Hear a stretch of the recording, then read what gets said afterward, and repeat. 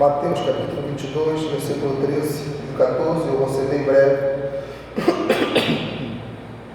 não vou demorar, diz assim: Então ordenou o rei aos serventes: amarrai-o de pés e mãos e lançai-o para fora, nas trevas, ali haverá choro e ranger de dentes, porque muitos são chamados, mas poucos os escolhidos. Vamos orar. Deus eterno, na tua presença estamos agora e te somos gratos, ó Deus, por poder estar ministrando a tua palavra. Te agradecemos, ó Deus, por essa rica oportunidade e te suplicamos, ó Deus, que o Senhor nos torne canal, Deus, obstruído, ó Pai, e que o Senhor possa abrir os olhos do nosso entendimento para compreender aquilo que o Senhor quer falar conosco. Nós te suplicamos e te pedimos em nome de Jesus. Amém. Esses dois versículos faz parte de um texto muito conhecido, que chama-se a parábola das bodas, do Cordeiro. É um texto que tem aproximadamente 3 ou 4 fatos, 3 ou 4 coisas bastante importantes e bastante interessantes que nós precisamos saber e nós precisamos entender. O texto, lá no seu versículo 1, vai dizer que o reino dos céus é semelhante a um rei que celebrou as bodas de seu filho. E o texto vai dizer que ao ele celebrar as bodas e já estando perto de celebrar a festa do casamento, o texto diz que ele manda chamar os convidados, ou seja, os convidados que já eram pré-convidados, né? Aquelas pessoas que receberam um convite de casamento, talvez um mês antes, 2 meses, 3 meses antes, né? É lógico que o texto se refere a um simbolismo acerca da igreja, né? Acerca da noiva de Cristo. E o texto vai dizer que quando o rei manda chamar os convidados, todos os convidados não quiseram ir para a festa, rejeitaram a festa, não quiseram participar do casamento, rejeitaram o casamento. E o texto é claro em dizer que o rei fez questão de falar o seguinte: olha, já está tudo preparado, eu já matei o cordeiro, já matei o novilho, o vinho já está preparado, a festa já está preparada, está tudo preparadinho, esperando vocês, que são meus convidados. Mas o texto diz que os convidados não quiseram ir. E aí a gente fica pensando assim: como pode alguém rejeitar algo tão bom assim, que é participar de um casamento? E todo mundo gosta de comer e beber, não é verdade? Eu me amarro num churrasco. Hoje, por exemplo, eu participei de um churrasco, aquela carnezinha gordurosa, eu amo de paixão, aquele contrafilézinho cheio de gordura, aquela picanha,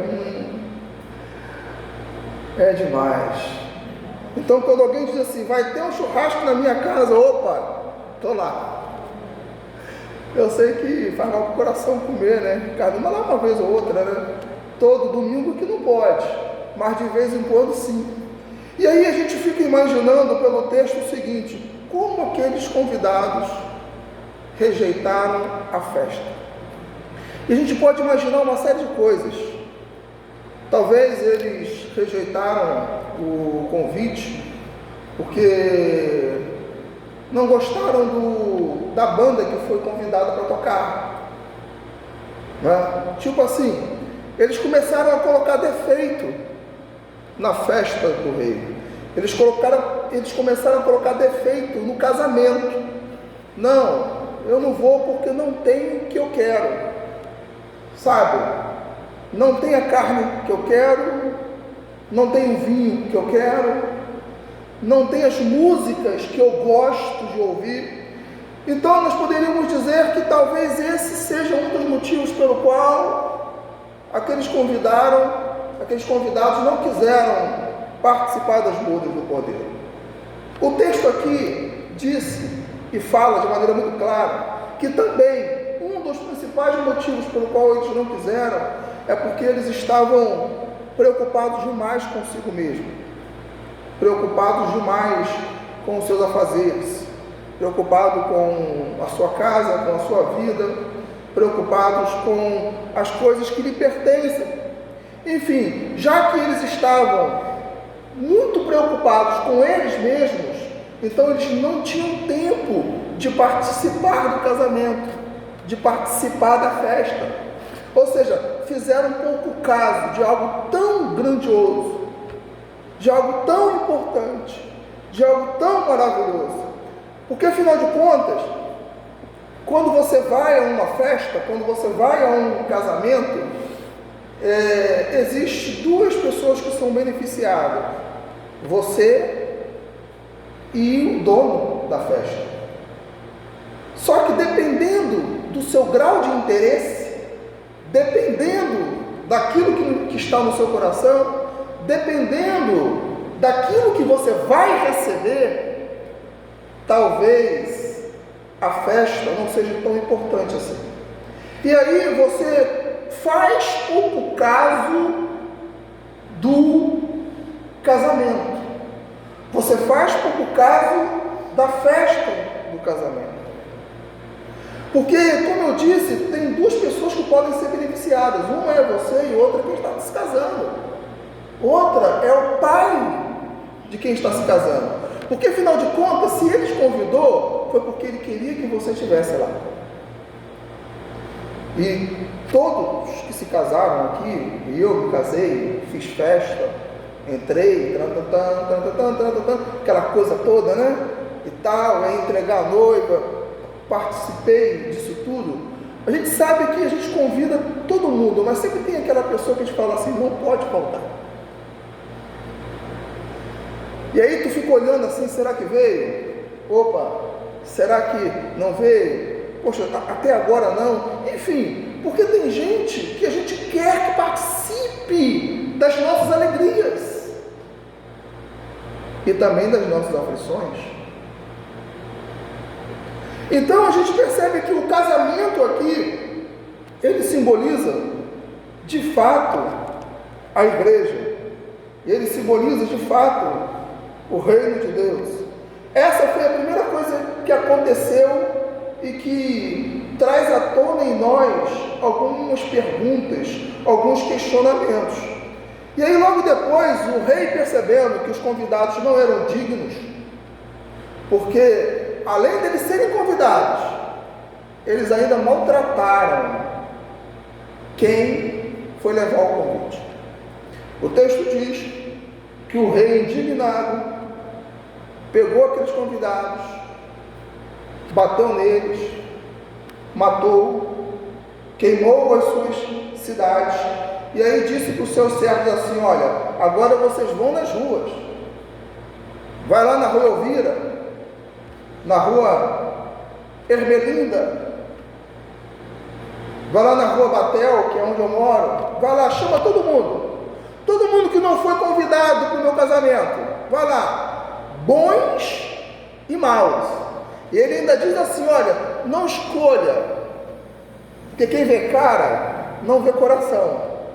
Então, chame qualquer um, bons e maus, bandido, traficantes, prostitutas, empresários, médicos, qualquer um, vai lá, chama, porque a festa vai ter.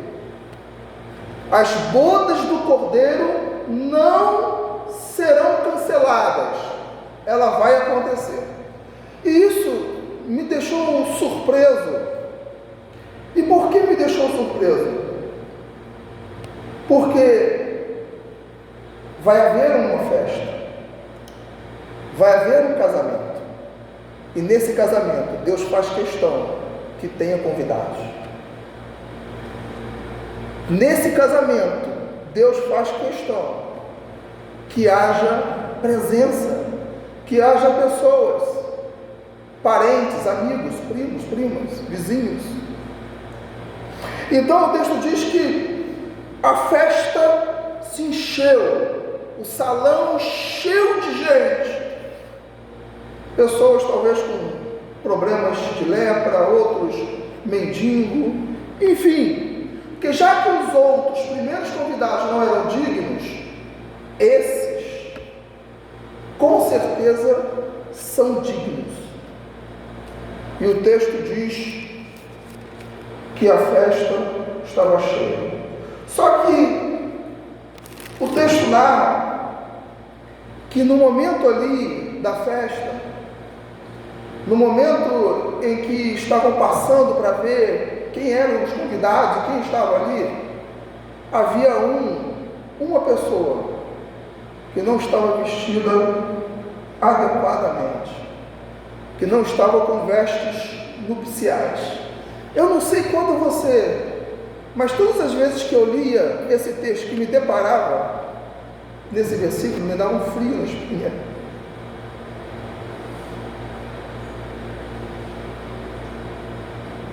Eu ficava com medo, porque enquanto há vida há esperança. Depois que morre já acabou, não tem mais. E o texto diz assim: entrando porém o rei para ver os que estavam à mesa, notou ali um homem que não trazia veste nupcial e perguntou-lhe: amigo, como entraste aqui sem veste nupcial? E ele emudeceu, ficou quieto, ficou mudo. O que o texto está falando aqui é o seguinte: olha, eu mandei chamar todo mundo, pode vir qualquer um, bom, mau, rico, pobre, velho, jovem, prostituta, empresário, todo mundo pode vir, mas eu só preciso de uma coisa: que você esteja vestido adequadamente. A veste é essa. Se você não tiver com essa veste, alguma coisa está errada. Você está de penetra. Talvez não era para você estar aqui. E então ele diz assim: amigo, como entraste aqui sem veste nupcial? E ele emudeceu, ficou mudo, porque sabia que tinha algo errado, sabia que tinha algum problema, sabia que alguma coisa de ruim iria acontecer, porque ele foi pego numa situação que ele não podia estar. É por isso que a palavra de Deus diz que nós temos que sondar os nossos corações. Eclesiastes vai dizer, em Provérbios 4, se não me engano, de todas as coisas que se deve guardar, guarde o teu coração, porque dele procede a saída da vida. E aí então, diz assim, o versículo 13 e 14 que a gente leu: então ordenou o rei aos serventes: amarrai-o de pés e mãos e lançai-o para fora, nas trevas. Ali haverá choro e ranger de dentes. Aí vem o versículo que é o tema central desta mensagem, porque muitos são chamados, mas poucos os escolhidos. Essa semana, domingo passado, quando o bispo estava pregando aqui, eu comecei a escrever um texto. Eu fui escrevendo, e eu não queria parar de escrever, porque eu sentia que era algo de Deus, e eu fiz ali como se fosse uma parábola. Eu narrei ali em tese como se fosse uma parábola de dois pastores,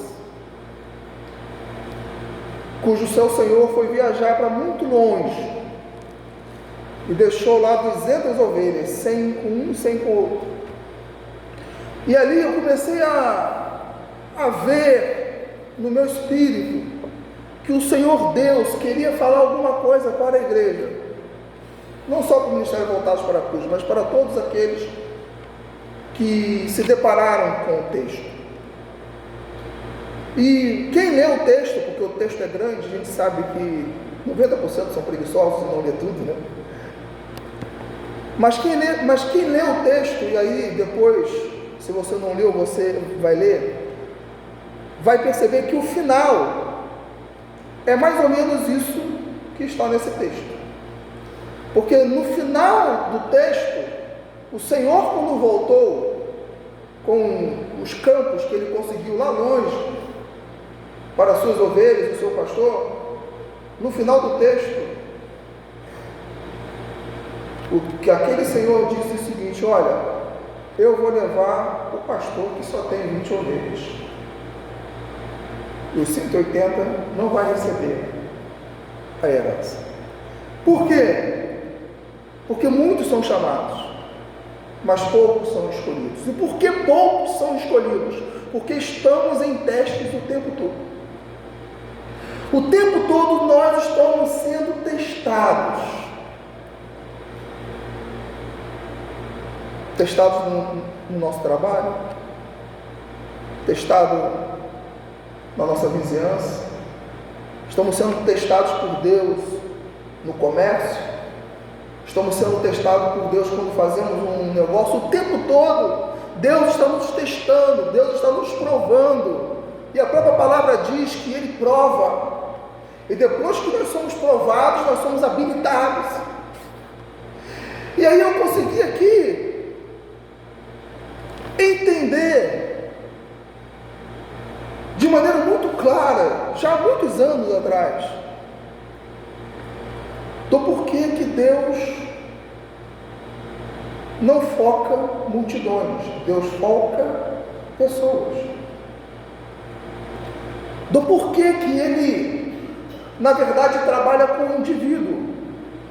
Jesus Cristo tinha 5.000 pessoas todos os dias o seguindo. 5.000 pessoas, 6.000, alguns teólogos dizem que chegavam às vezes a 20.000 pessoas, mas ele só pegou 12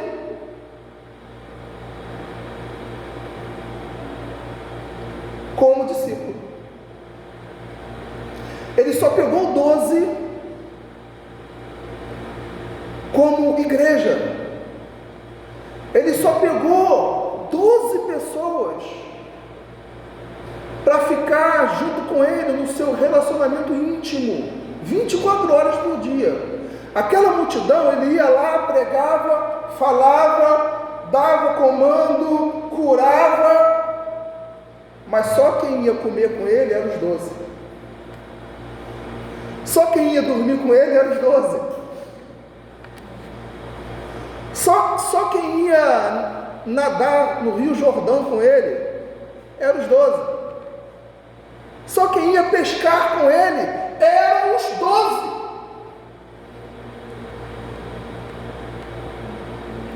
Porque Deus nos testa todos os dias para saber quem de fato é digno para entrar nas bodas do Cordeiro. E aí nós precisamos tomar muito cuidado, porque nós somos tentados todos os dias a fazer malabarismo para que as multidões venham, enquanto que Deus está preocupado com o coração, enquanto Deus está preocupado com o caráter, com a nossa conduta. E nós sabemos que todos nós somos pecadores e somos imperfeitos. Não existe ser humano na terra que não peque, porque todos nós pecamos. Mas a palavra de Deus diz que, embora sejamos pecadores, a nossa missão é buscar a perfeição. Prossigo para o alvo, para o prêmio da soberana vocação que está em Cristo Jesus, nosso Senhor. Se o alvo é Jesus, então o alvo é a perfeição. Preciso buscar a perfeição, porque senão não adianta nada estar no meio de uma multidão, estar junto com a multidão, estar perto de uma multidão, porque não é a multidão que Deus quer você.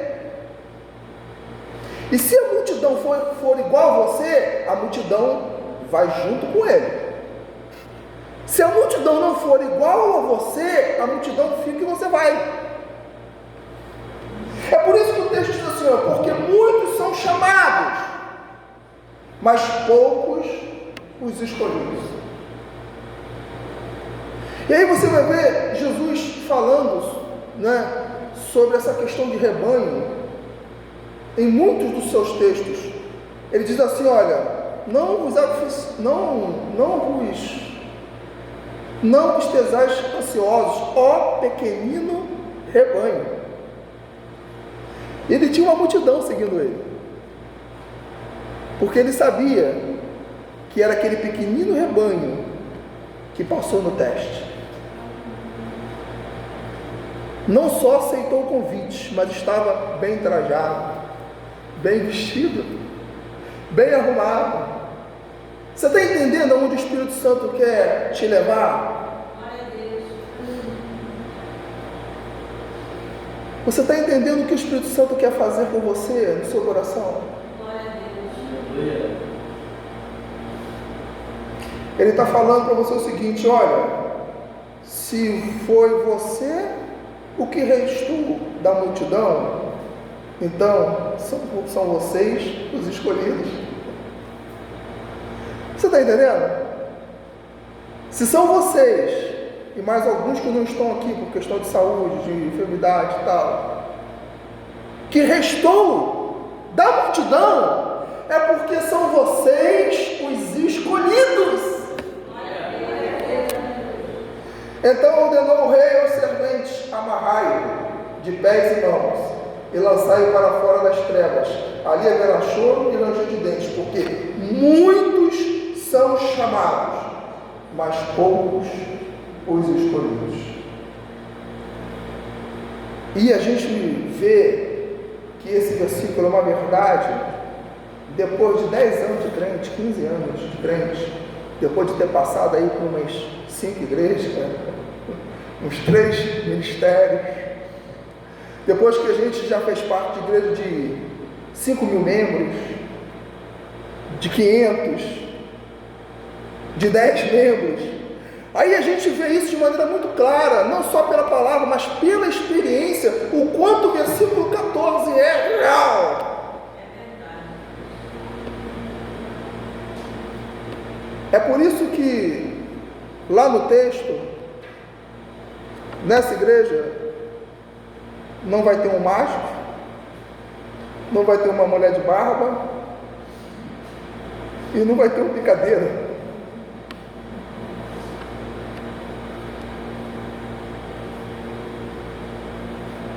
Jesus vai ser suficiente para você e para mim. Jesus vai ser suficiente para você e para mim.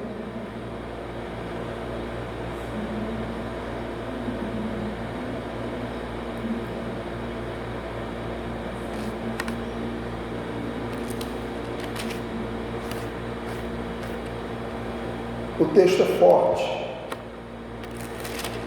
a palavra é muito profunda, mas é a mais pura verdade.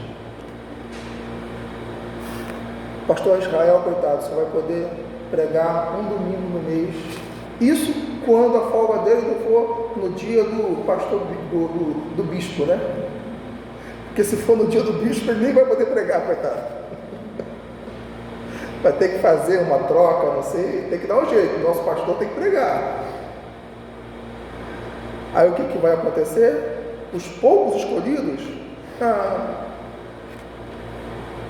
vai pregar, vai cantar, vai louvar, vai dirigir o culto, vai impor as mãos sobre os enfermos e eles serão curados. Quem tiver aí vontade de tocar e quem ainda não sabe, vai aprender a tocar, vai aprender a bater, tudo isso. Porque os poucos que são chamados, são esses poucos que levam a obra adiante.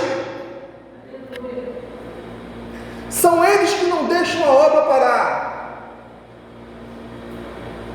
São eles que não deixam o reino de Deus morrer.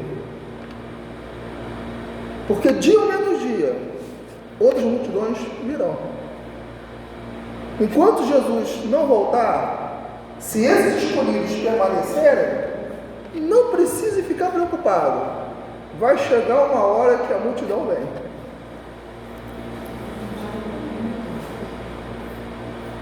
A multidão vem. E aí vocês pensam que vem por causa do pastor Israel, por causa da pastora Paula, por causa de mim? Não, mano. Eu gosto muito daquela máxima que é uma grande verdade, né? Não é pastor que gera ovelha, é ovelha que gera ovelha, né? Pastor não gera ovelha, ovelha gera ovelha. Então, são as ovelhas que vão se multiplicando. De repente vai vir uma unção de evangelista, vai cair sobre um de vocês aí e vai trazer 10, 15, 20. É assim que acontece, é de repente, e de repente, estando todos eles reunidos, foram repartidos línguas como que de fogo. Foi de repente, eles estavam reunidos, orando, buscando a Deus. E aí de repente as coisas aconteceram assim, ó, não está. Por isso que eu digo lá naquele texto, se vocês não leram todo, vocês vão chegar em casa hoje e vão ler. Fé não é sentimento, fé não é emoção, fé é fé, é crer. Ou seja, eu posso sentir a presença de Deus na minha casa, tomando banho, no meu trabalho. Aí eu sinto a presença de Deus na rua, no ônibus. Quantas vezes eu fiquei falando sozinho dentro do ônibus, o pessoal olhando para mim, achando que eu estava maluco? Não, eu estava sentindo a presença de Deus lá, falando. Aí quando eu chego no dia de domingo, o que eu faço? Eu me reúno com os crentes, com os escolhidos, para fazer com que essa presença que está em mim se multiplique. E aí quebre cadeias, derrube muralhas. Terminando. Entrando, porém, o rei para ver os que estavam à mesa, notou ali um homem que não trazia veste nupcial e perguntou-lhe: amigo, como entraste aqui sem veste nupcial? E ele emudeceu. Então ordenou o rei aos serventes: amarrai-o de pés e mãos e lançai-o para fora nas trevas. Ali haverá choro e ranger de dentes, porque muitos são chamados, mas só vocês foram escolhidos. Dê uma salva de palmas ao Senhor.